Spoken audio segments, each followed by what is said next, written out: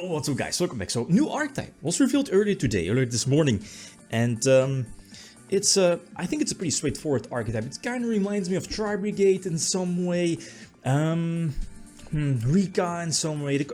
You'll see, the archetype is called Raika, very similar to Raika. What is it? Reptile, plants based.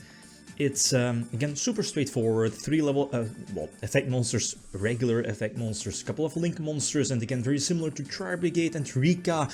You're kind of ranking up, linking up for their link 5, but the gimmick of the archetype is that their link monsters have the capability to special summon themselves from the graveyard by sending a phase-up monster from your field back to the deck. That includes extra deck monsters, so you can just send them back to the extra deck, or the bottom of the deck, and then you can just reborn your link 4, 5, 3, whatever.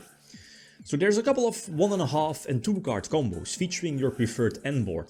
This is the board that I'm working towards to featuring the Ogdoadic cards.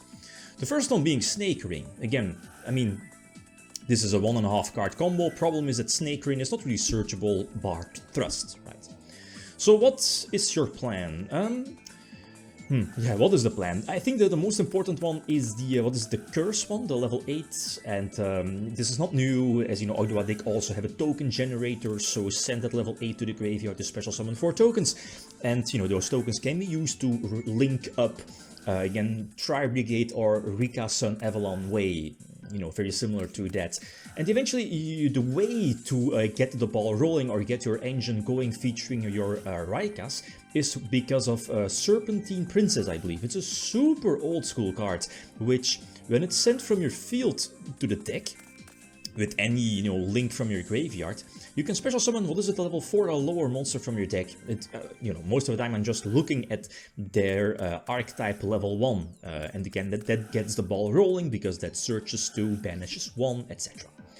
Another way to get your preferred end board without access to Snake Rain, or maybe your Snake Rain gets ashed, is with the 2 level 4 Ogdoadics, the light and the dark. Send the light from your hand to the graveyard to foolish the dark, or a dark. Send the dark to the graveyard from your hand to foolish a light for your reptiles. And then it's a very similar combo line. Again, depending on your other cards in your hand, you were able to keep your normal summon. There are some other lines you'll see in the replays, but here in this case you're keeping your normal summon for Serpentine Princess. Send her back to the deck, to the bottom of the deck, so she will trigger to special summon the level 1 from the archetype, and then your level 1 is basically a pre-preparation of rights. It searches 2 and banishes 1. The one you will be keeping the most, I think, is the Continuous Spell, which is either a Searcher once per turn, a Stratos, or a Monster Reborn from graveyard or banished pile. And again, your preferred board, what is it? The link 4 negates monster effects or prevents both players from using monster effects in hand as soon as your opponent activates a monster effect. The link 5 is like very similar to Spiral Sleeper, so that pops 2. I think it needs to pop 2. But very similar to Tri-Brigade, you're able to search their trap. The trap is also basically like what is it, an Icarus-alike attack, depending on the types of your links on field, but all of them are different types plus. And that's why the Sun Avalon package, link 4 with trap, is there, because it's very easy to be made. And as you saw, you're able to search out their trap, which is basically a super imperm during their turn.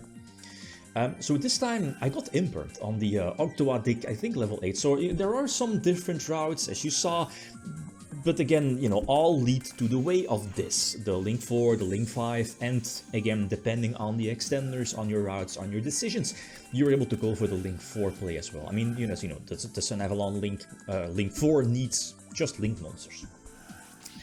Oh, the thing is, like, my board gets broken, and I think the Kurikara does not activate in hand, right, if I remember correctly, so you can use that under your link 4.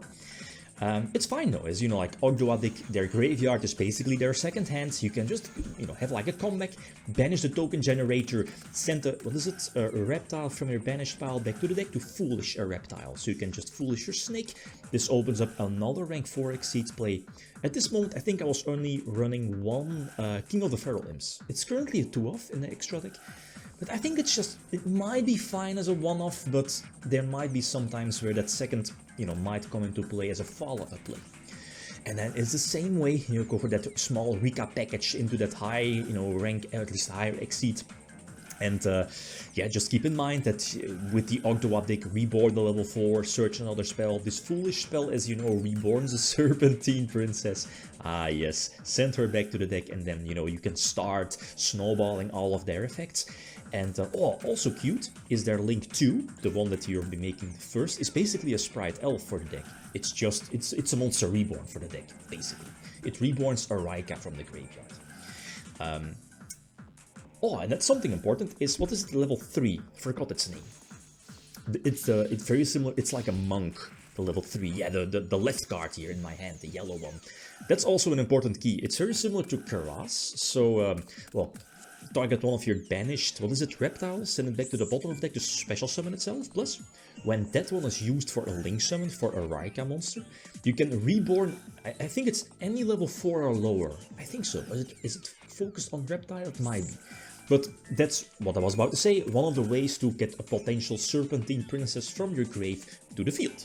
Again, because the deck runs a couple of, you know, cards to out or discard or send to the graveyard. So, indeed, the Monk was used, so reborn any level 4 reptile lower, this could potentially trigger or turn on some Ogdoadic cards, etc. So this could be cool, you know, you're reborning their Ash, so that's a monster with 0 attack. Problem though is, let me think, yeah indeed, if you use that, what is it, it's not the alien link, I mean, it's a reptile link too, this one.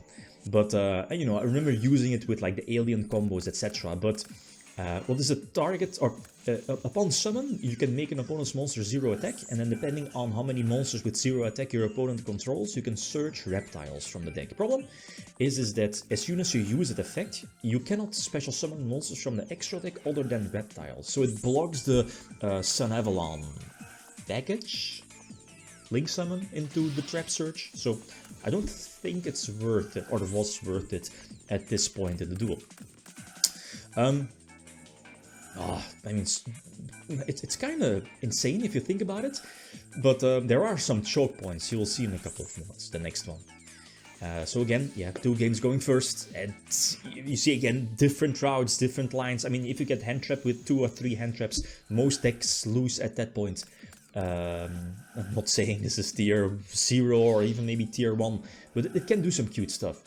This time going second, and the deck kind of struggles a bit going second. It's not super consistent Fire King's Snake Eyes shenanigans, obviously, but it, you know, it does have tools. It can capitalize on the 6th card with those discards, thrust, etc. And of course, the hand traps are there, you know, but preferably you want to go first. This call by could have won me the duel, but it kind of loses me the game in some way. I do use, I mean, I use call by here because that prevents Barong from searching the Kirin in this case. And again, that level 1 was not a threat. The, what is it, the level 1 Fire King, you know which one I mean.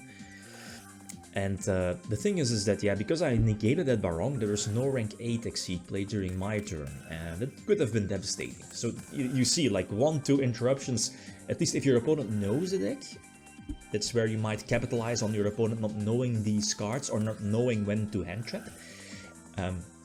They might waste their Ash early or their Imperm early.